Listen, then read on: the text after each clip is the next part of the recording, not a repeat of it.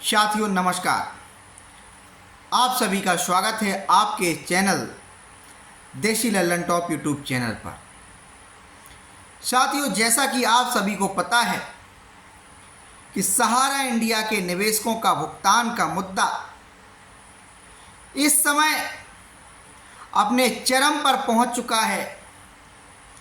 सरकार से लेकर विभिन्न राज्यों की एजेंसियों के अंदर खलबली मची हुई है। जो आंदोलन की शुरुआत आप साथियों के साथ सहयोग से 2019 में की गई थी, जो चिंगारी 2019 में लगाई गई थी, आज वो विकराल ज्वालामुखी का रूप ले चुकी है। जो सहारा का शीर्ष प्रबंधन सहारा के खिलाफ भुगतान की मांग को बुलंद करने वालों के खिलाफ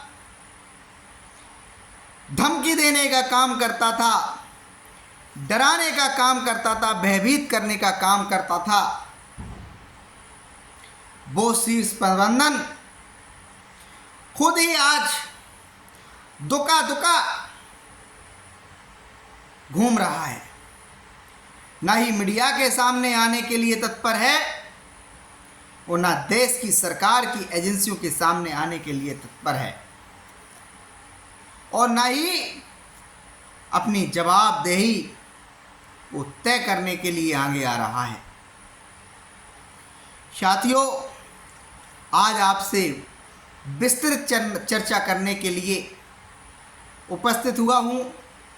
वीडियो को स्किप मत कीजिएगा, एक एक पॉइंट को बड़ी गंभीरता से सुनते हुए उस पर अमल कीजिएगा और उन लोगों को भी जवाब देने का काम कीजिएगा जो सहारा के निवेशक और सहारा के एजेंटों के बीच में खाई खड़ा करने का प्रयास कर रहे हैं। साथियों, मुझे नहीं पता, बहुत सारे चैनल्स इस समय यूट्यूब पर, फेसबुक पर सहारा के भुगतान की लड़ाई लड़ने का अपना अपना दावा कर रहे हैं। वो कितने ईमानदारी से सहारा निवेशकों और सहारा एजेंटों की पीड़ा को समझते हैं या इस मुद्दे पर कितना विश्लेषण रखते हैं, कितना जानकारी रखते हैं। साथियों, मुझे आज बेहद पीड़ा है। पीड़ा इस कारण से है क्योंकि एक व्यक्ति ने सहारा के एजेंटों के खिलाफ अपने यूट्यूब चैनल के माध्यम से, अपने मीडिया चैनल्स के माध्यम से बरगलाने का प्रयास किया है। हालांकि उनकी मंशा क्या है, नियत क्या है, उसका स्पष्टीकरण तो वो ही दे सकते हैं। लेकिन जिस प्रकार से उन्होंने सहारा के एजेंटों की तरफ बार बार क्वेश्चन मार्क लगाया, उससे कहीं ना कहीं एक बात तो समझ में आती है कि उनको या तो सहारा के मुद्दे में बहुत गंभीरता से जानकारी नहीं है, बहुत बेहतरी से जानकारी नहीं है। साथियों, मैं आज बात कर रहा हूँ, एक पत्रकार महोदय हैं आशुतोष पाठक, और उन पाठक जी ने अपने चैनल के माध्यम से, यूट्यूब चैनल के माध्यम से सहारा के निवेशकों की आवाज़ को उठाने का काम किया है, जिसके लिए मैं उनको तारीफ़ करता हूं, उनको सलाम करता हूं। साथियों, इसके अलावा उनको एक संदेश आप लोगों के माध्यम से देना है।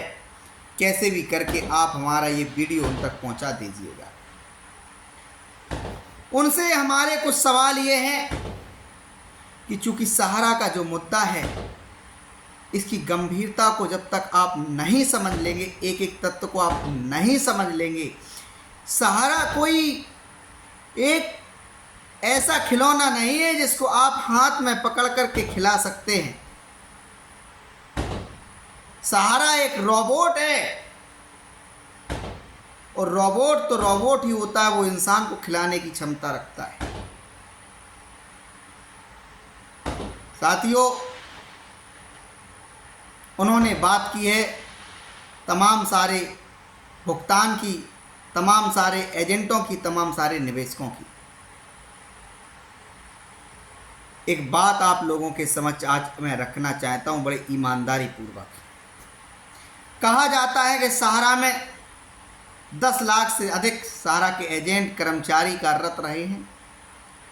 सहारा में 10 करोड़ से अधिक निवेशक हैं, लेकिन सड़क पर ये निवेशक, सड़क पर ये एजेंट मुट्ठी भर दिखाई पड़ते हैं। उन्होंने जो ठीकरा फोड़ दिया है, इस बात का सीधा उन एजेंटों के ऊपर फोड़ दिया है जो इस आंदोलन में सहयोग नहीं कर रहे हैं।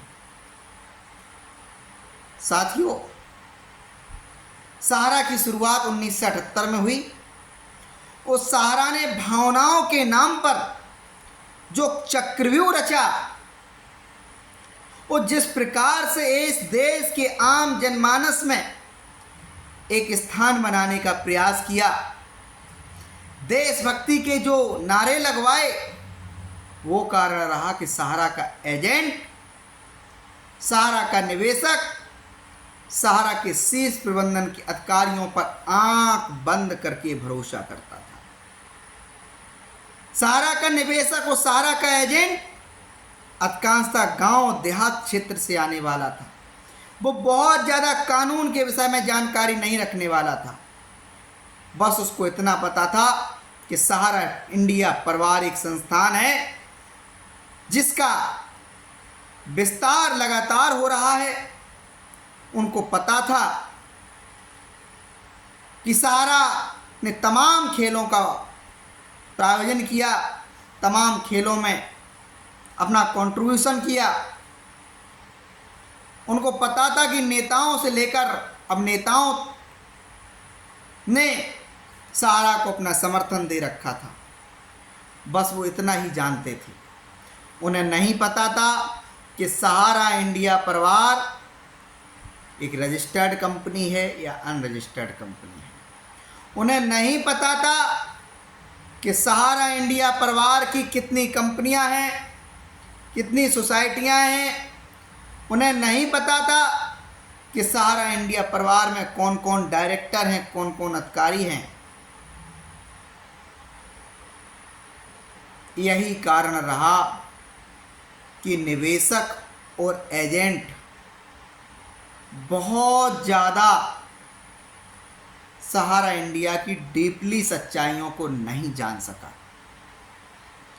क्योंकि उन्होंने बड़े प्रश्न उठाए एजेंटों के खिलाफ। इससे मुझे पीड़ा हुई है।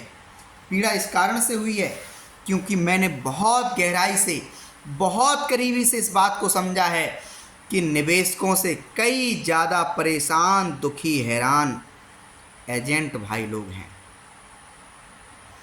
क्योंकि अधिकांशतः जो निवेशक हैं उन्होंने अपनी ज़िंदगी का एक कुछ हिस्से को सहारा इंडिया के अंदर निवेशित किया है।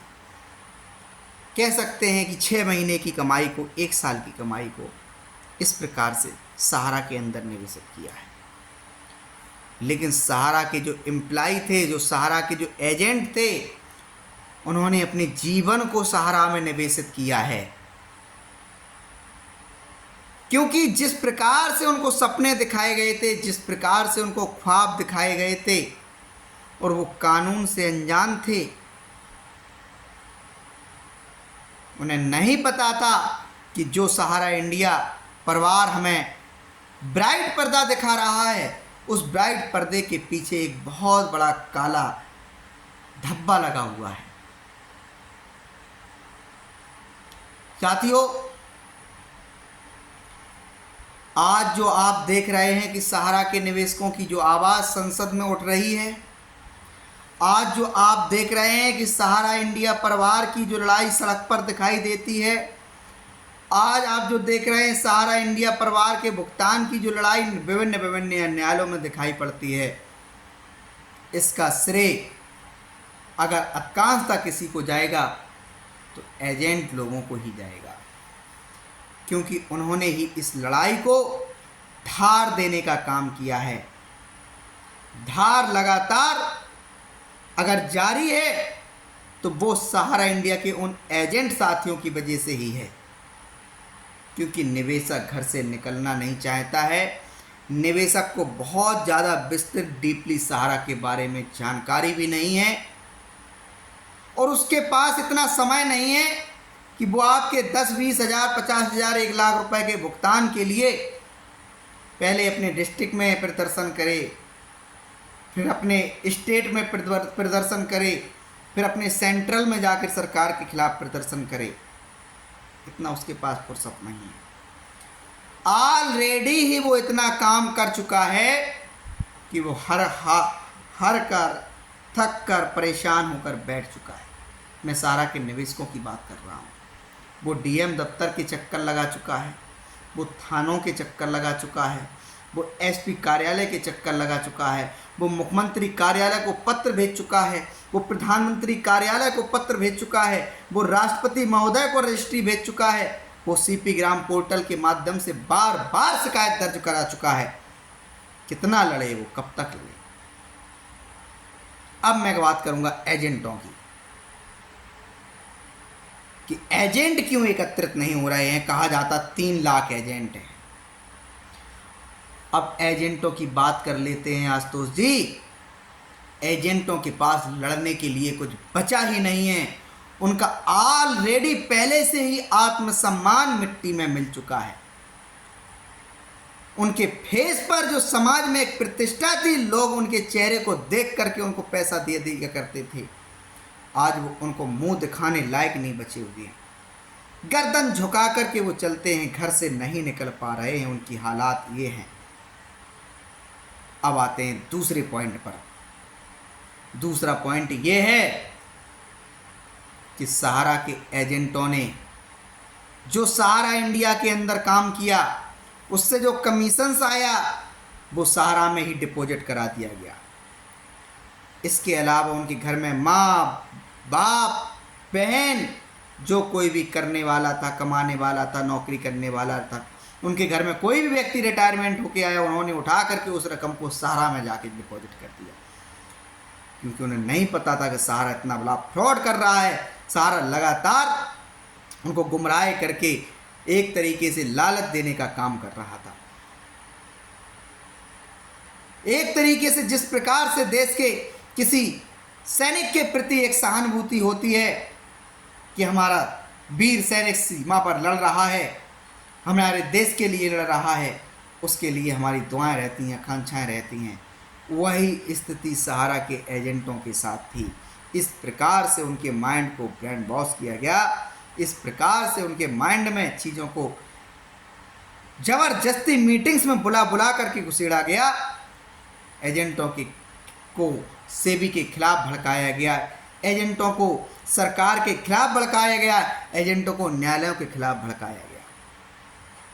एजेंटों को दिखाने का प्रयास किया गया कि सहारा इंडिया परिवार ईमानदार संस्था है, सहारा इंडिया परिवार सही दिशा में कार्य कर रहा है, सहारा इंडिया परिवार आपके हितों के लिए काम कर रहा है, आपकी सुरक्षा के लिए काम कर रहा है।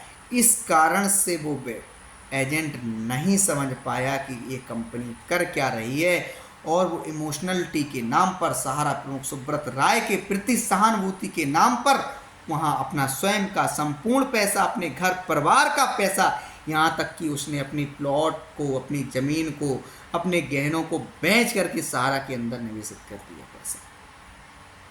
आप कहते हैं वो घर से नहीं निकल रहा है,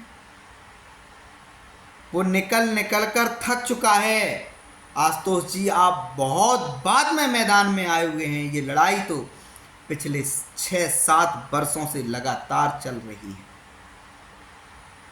उसके पास खाने के लिए दाना नहीं है, 5 सदस्यों को परिवार है, बच्चे पालेगा या वो आंदोलन में दिल्ली आने के लिए हिस्सा लेगा? आने जाने का किराया का इंतजाम उसका कौन करेगा? अब बात कर लेते हैं, आपने कहा मलाईदार एजेंटों की बात कर लेते हैं। तो मलाईदार लोग जो हैं वो एजेंट नहीं, वो मलाईदार लोग क्या हुए?